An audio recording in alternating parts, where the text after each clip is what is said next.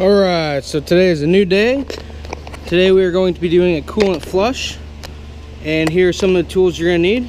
You're going to need Peak 50/50, which is what is recommended for my car. You have to look up what's recommended for yours. And distilled water. What we're going to do first is drain all the old coolant, fill it with water, and then close everything back up and take it for a spin for about 10 minutes. Let the water siphon through, get all the rust and bad stuff out. Then we're going to go ahead and come back, drain it again, and then fill it up with the Peak antifreeze.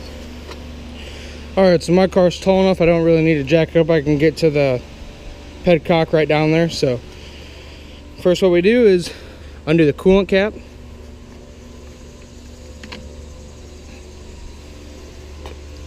Then we crawl underneath the car. Got a flathead screwdriver and a drain pan.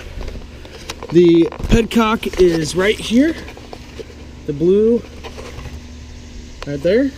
So I'm gonna go ahead and loosen it.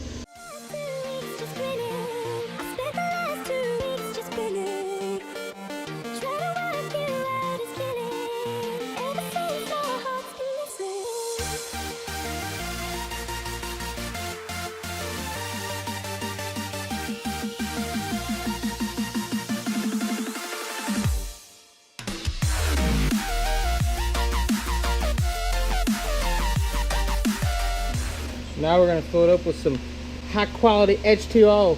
High quality H2O.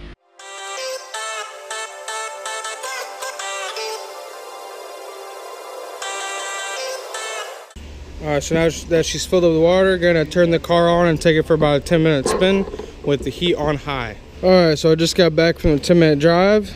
I'm going to let her cool down a little bit. And then we can go ahead and drain her again and then refill her with the new antifreeze. So now that the car is cooled down, I'm going to go ahead and jack it up and re-drain it. And this time I'm also going to drain, there's another plug in the back that's connected to the engine. At the very end, like in between the headers and everything, which is really hard to get to and it splashes everywhere. But I'm going to try and get to that, that way I can fully flush the system. But the first part, I just wanted to add water and let it thoroughly go through and clean after I drained some of the antifreeze out. So now I'm going to go ahead and jack up under there and see if I can find that plug. So the bolt that I'm talking about is right up there. It is right here. That's where it is. Now my 19mm cannot fit in there with my socket wrench, so I may try and use the adjustable to get to it. It may make a mess, so I'm a little prepared. I got that and a couple of things of cardboard down. But I'm going to go ahead and try and drain it and see what happens.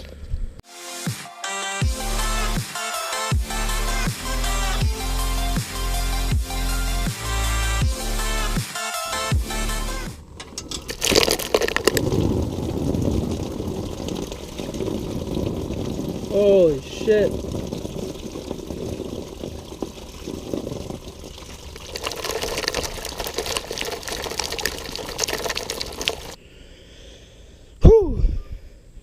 As you can tell, I was not expecting it to make that big of a mess. But most of it is in the pan. Some did go under. I'm going to hose off the driveway afterwards. But man, that is still pretty hot. That coolant almost burnt my hand a little bit. So now I can go ahead and put the bolt back on underneath and then drain from the front and then refill it fully. So I'm going to go ahead and do that. And hopefully I don't do any more stupid fails like that. But oh well, live and learn. That's kind of a tough one to get to, and it literally went everywhere. So I'll get under there, put the bolt back on, clean up under the car a little bit with this towel, and then get back to work. So now we're gonna go ahead and re-drain the front.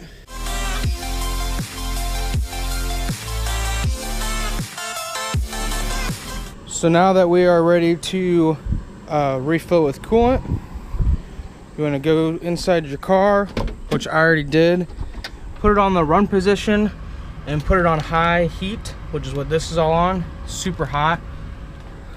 So now we can go ahead and refill the coolant.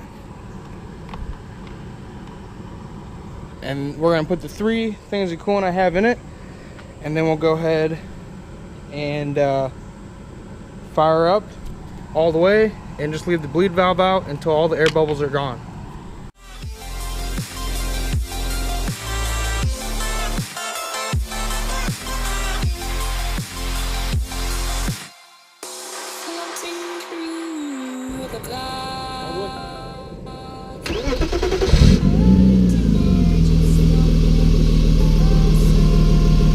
As you can see, the bubbles are going to slowly come out of here.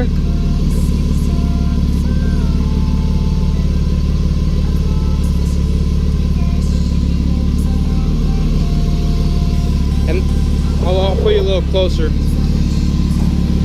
There's going to be some bubbles coming out of there slowly like they are now.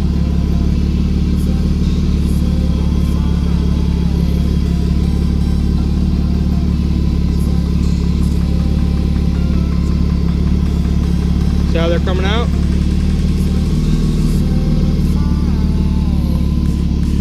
So I'm going to keep repeating this process, letting the bubbles come out until all of them are out, and then we should be good to go.